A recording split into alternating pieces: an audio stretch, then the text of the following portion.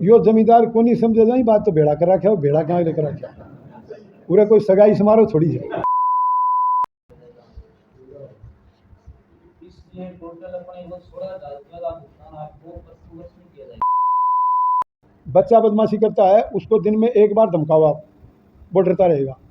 और उनको उठता है थप्पड़ मार दो, फिर दोपहर में मार दो, दोपहर पाचर सोमते बजे वो सोचते हो अपने घर में यार रिवाज ये मारने दो कोई बात के बाजरे के खेत में सिट्टे टाल टाल कर बोरी में गाल के खूंटियां के टांग दिया करता है।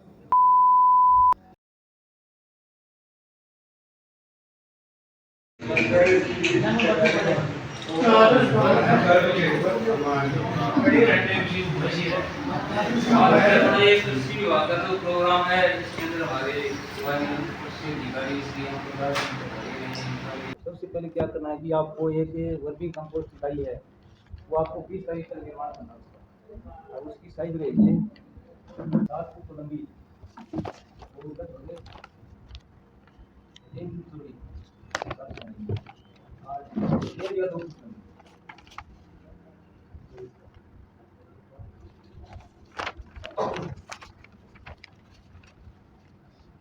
ये जैसी 7 फुट लंबी बनेगी वर्मी कंपोस्ट इकाई और 3 फुट चौड़ी और 1.5 से 2 फुट तक इसको ऊंची कर सकते हैं और ये पट्टी भी बनाई जाएगी और इसके लिए आपको 8,000 रुपये का भुगतान करना पड़ेगा।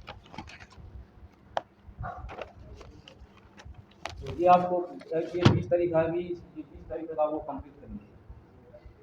और बनाते हुए ये ध्यान रखना इस पर थोड़ा सा जो अपन फर्स्ट डालेंगे वो थोड़ा क्या ढलान डालेंगे।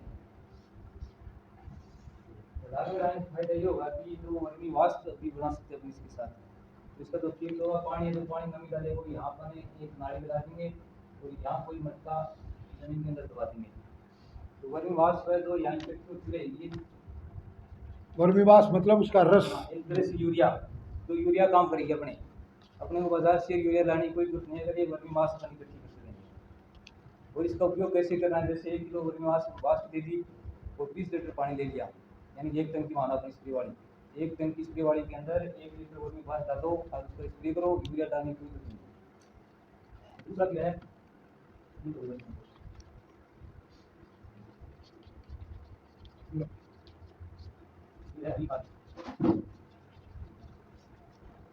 अपना सीजन खत्म हो जाता है उसके बाद में अपन सनई है, चौला है, ढेचा है, इसके अपन खेत के अंदर हरी खाद तैयार करते हैं।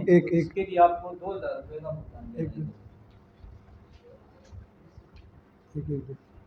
और फिर क्या कि अपन जो जैविक खेती जिस खेत में करेंगे उसकी चारों तरफ बफर जोन बनाने के लिए जैसे अपन मेजबानी करेंगे ऊंची, उसके लिए भी आपको 2,000 रुपये भुगतान किया जाएगा।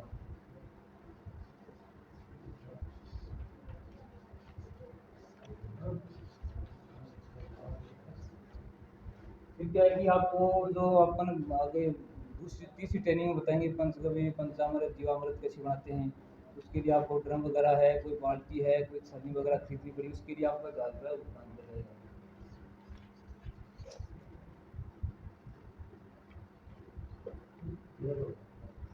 ये समझ में आ रहा है ना आपके, जितने जो भी आपसे ये कुछ करवाएंगे और उसके लिए क्या चाहिएगा वो सारा साधन देंगे। कीटनाशक तैयार करने के लिए भी आपका 1,000 रुपये भुगतान किया जाएगा।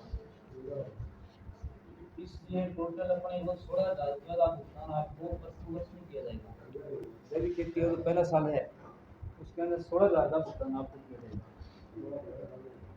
दूसरे साल है ना, दूसरे साल क्या है आपको इसका और इसका 2 का ही भुगतान किया जाएगा 11,000 रुपये का। और तीसरे साल में अगर ये आप तैयार करते हो हमें तो उसके लिए भी 11,000 रुपये। इसलिए टोटल आपको 3 साल के अंदर 24,000 रुपये का भुगतान किया जाएगा।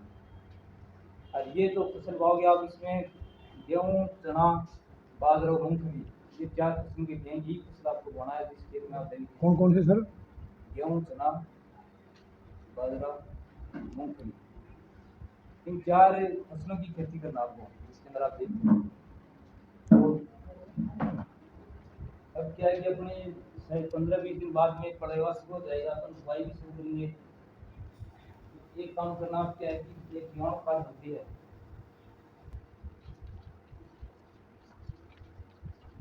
इस खाद से आप एक तरह से मानो जैविक खेती अपन को शुरू करनी है। और ये खाद कैसे तैयार होती है, जैसे अपन 10 kg गोबर दे दिया, वो 10 लीटर लिया गोबर और 1 लीटर लिया अपने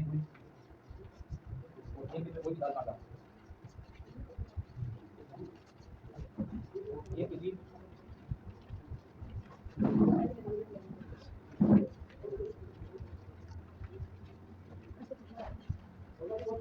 बताएंगे देखो 10 किलो गोबर लेना है और 10 लीटर गौमूत्र लेना है और 1 किलो गुड़ लेना है, 1 किलो दाल काटा, कोई भी दाल हो जैसे चना हो, मसूर हो, उड़द हो, और 1 किलो पीपल के पेड़ के नीचे मिट्टी। पीपल के पेड़ के नीचे तो मिट्टी होती है, उसके अंदर खूब सारे बैक्टीरिया होते हैं। जैसा कि सोमराज जी ने आपको बताया कि आज का जो प्रशिक्षण है ये जैविक खेती का एक प्रशिक्षण रखा है, जिसके बारे में आपको जानकारी विभाग की तरफ से अभी तक कोई है नहीं, जो आज से आपका प्रशिक्षण शुरू हुआ है। मैं आपसे एक निवेदन करूं कि कृषि विभाग का कोई भी प्रशिक्षण होता है वो प्रशिक्षण इस तरह से नहीं होता है जैसे कोई राजनीतिक भाषण हो रहा है या धार्मिक भाषण हो रहा है जिसमें सिर्फ श्रोता होता है और वक्ता होता है। अपना जो प्रशिक्षण है, इस प्रशिक्षण में या क्यों बात ले रखी मेरे समझ में को नहीं आ रही, ना ही निकला ये तो काट के बाहर में धर लो एक बार बंद करिए। मोबाइल एरिया के बारे में अपन बात करना चाह रहे हैं। सन 1965 में आप में से 10-20 आदमी ऐसे हैं जो सन 1965 के उस हिसाब किताब को जानते हैं कि ऑस्ट्रेलिया का लाल गेहूं और कंट्रोल की सड़ी हुई ज्वार खाते थे। और उसके बाद में हिंदुस्तान गवर्नमेंट ने एक निर्णय लिया कि हरित क्रांति चलाएंगे और देश को अनाज के लिए आत्मनिर्भर करेंगे, जिससे दूसरे देशों से अनाज नहीं मंगाना पड़े। और वो हरित क्रांति चली सन 1985 तक, जिसमें हिंदुस्तान के कृषि वैज्ञानिक, हिंदुस्तान के जितने भी ये कृषि कार्यकर्ता और आप लोग तीनों ने मिलकर के उस हरित क्रांति को इतने सलीके से चलाया कि 85 में अपन आत्मनिर्भर के साथ साथ कुछ अनाज बाहर तक भेजने लग गए। ये स्थिति आई।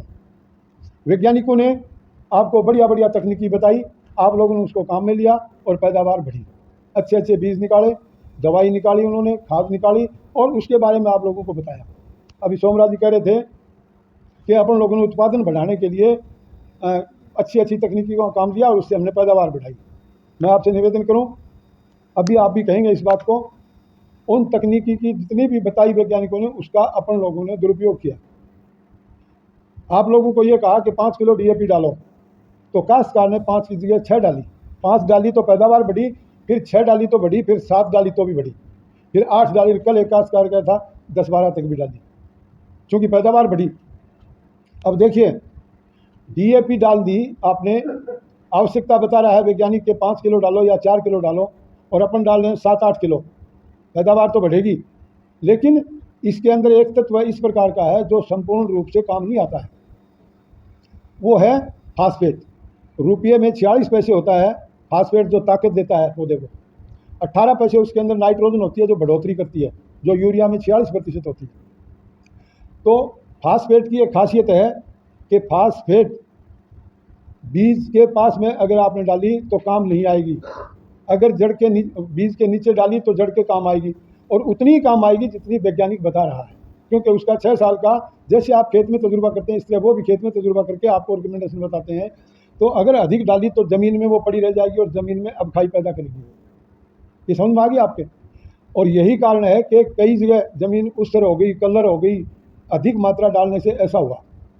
इसी तरह से कीड़े मकोड़ों के लिए जब दवाई आपको बताया कि 2 ml दवाई 1 लीटर पानी में डाल करके आप डालोगे तो कीड़ा मर जाएगा, आप लोगों ने ये सोचा 2 की जगह 4 डालें जिससे और तावड़ों में रखें, जल्दी मर जाएगा, और आप लोगों ने रिकमेंडेशन को बढ़ाया। लेकिन वो जो 2 ml आपने ज़्यादा डाला वो उल्टा नुकसान किया उसको। क्यों कि उसको वातावरण में रह गया कीड़े मकोड़े। जिस तरह से मैं आपको एक छोटा सा उदाहरण दे दूँ, बच्चा बदमाशी करता है, उसको दिन में 1 बार धमकाओ आप, वो डरता रहेगा, और उनको उठता है थप्पड़ मार दो, फिर दोपहर में मार दो, दोपहर 5 सोचते बजे वो सोचेगा अपने घर में यार रिवाज ये मारने दो, कोई बात है नहीं ये बात। तो कीड़े मकोड़ों को प्रकृति ने ये देन दी है कि आपने अधिक अगर उसके अंदर डाल दिया कीटनाशक तो उसके प्रति सहन शक्ति बढ़ जाएगी। उदाहरण के तौर पर जो आदमी, जिस आदमी के शाम को 6 बजे पूरे टाट में खाद चलने लग जा और फिर वो ठेका का नहीं जा, उस आदमी को अगर लौंग अदरक की चाय पिलाएंगे तो उनकी जुकाम ठीक होगी क्या? क्योंकि उसके शरीर के अंदर ऐसी चीज़ पहले से ज़्यादा पैर की जो उसके प्रति सहन शक्ति आ गई है उसमें। यही बात कीड़े मकोड़ों की और ज़मीन की और पौधों की भी है। तो मेरी निवेदन ये है, मैं ये कहना चाहता था कि जैविक खेती की आवश्यकता क्यों पड़ी कि अपने वैज्ञानिक विधियों का दुरुपयोग किया, सही तरीके से उनकी क्रियान्विति नहीं की, नहीं तो न तो ज़मीन खराब होती, न पर्यावरण खराब होता, न अपने शरीर में जहर आता। इन्होंने वैज्ञानिक बात ये कही है कि बीज जो आता है आपके पास, एक तो संकर आता है बाजरे का, एक मिनट भाई सुन। और पहले आप ये, मैं इनके ज़माने की बात नहीं कर रहा हूँ, मैं मेरे ज़माने की बात कर रहा हूँ, अपन लोगों के ज़माने की बात कर रहा हूँ कि बाजरे के खेत में सिट्टे टाल टाल कर बोरी में गाल के खूंटियाँ के टांग दिया करता, और फिर बिजाई के टाइम में वो सिट्टा ने आगा से तोड़ता पीछा से तोड़ता, क्योंकि वो आगे भी छोटा दाना होता है पीछे भी, और फिर उन्हें कूट कर काट कर वो बीज में बीजा करता। इसको कहते हैं वैज्ञानिक विधि, और इसका नाम है सिलेक्शन विधि। खराब में से अच्छा छांटना, फिर अच्छे में से अच्छा छांटना। और आप अगर 5 साल तक इस तरह से छांट के बीज देंगे तो एक नई किस्म तैयार हो जाएगी। ये समझ में आ गई ना आपके बात?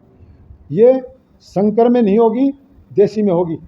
देसी बाजरे में ऐसा ही होगा। इसी तरह से अगर और फसल है संकर के अलावा तो उनमें भी होगा। ये समझ में आ गई आपके बात?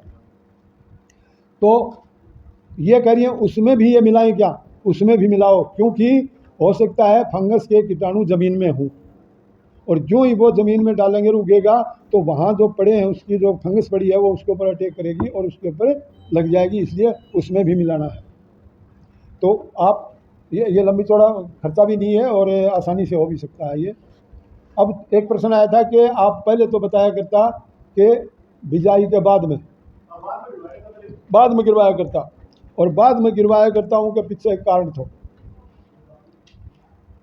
बाद में बात बताया करता कि काश्तकार बिना बीमारी लागे उपचार के कहानी साल तो ही कर, अरे भी कौन चले कि जरूरत होगी तो करांगा, नहीं तो क्या जरूरत है।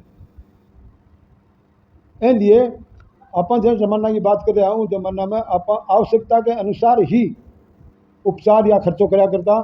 अब तो या करें कोई बढ़िया फसल हो जाए तो मान दो बता दो क्या विधि से करना, वो विधि से कर लें, लेकिन वो विधियाँ में भी अपन बड़ी गड़बड़ करते हैं। मैं आपको छोटा सा एक उदाहरण दे दूँ। DAP अपन बीजते हैं, DAP के लिए ये कहते हैं कि 4 किलो DAP डालो या 5 किलो DAP डालो, तो आप क्या करते हो? बीज में मिला के बीजते हो, DAP को बीजते हैं ना? हैं?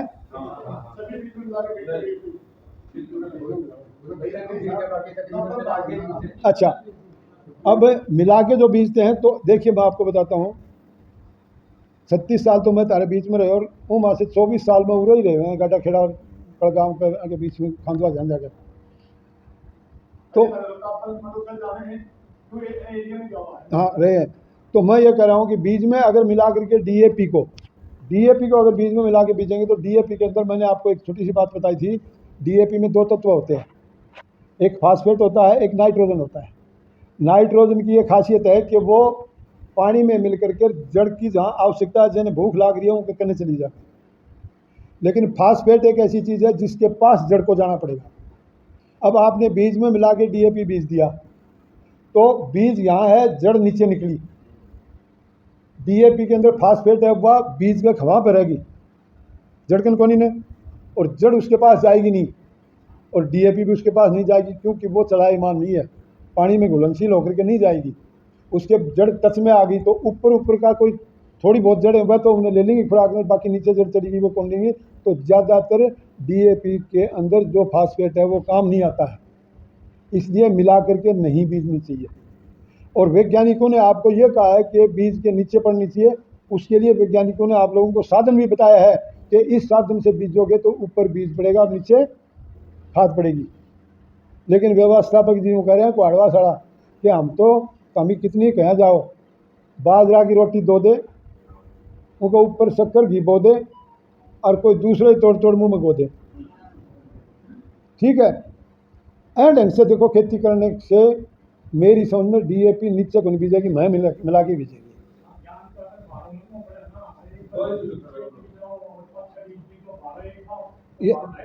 मैं तो ये जो कह रहे हैं बिल्कुल 100% सही है कि महंगो पड़ा है। और मैं ये कह रहा हूँ कि डीएपी को 1400 रुपया को कट्टो लाओ और वह डीएपी के माँ से फास्फेट काम ना हो वह महंगी पड़ी सस्ती पड़ी। यो जमींदार को नहीं समझे जाए बात तो भेड़ा कर रखा है, भेड़ा कहाँ लेकर रखा है, पूरा कोई सगाई समारोह थोड़ी है।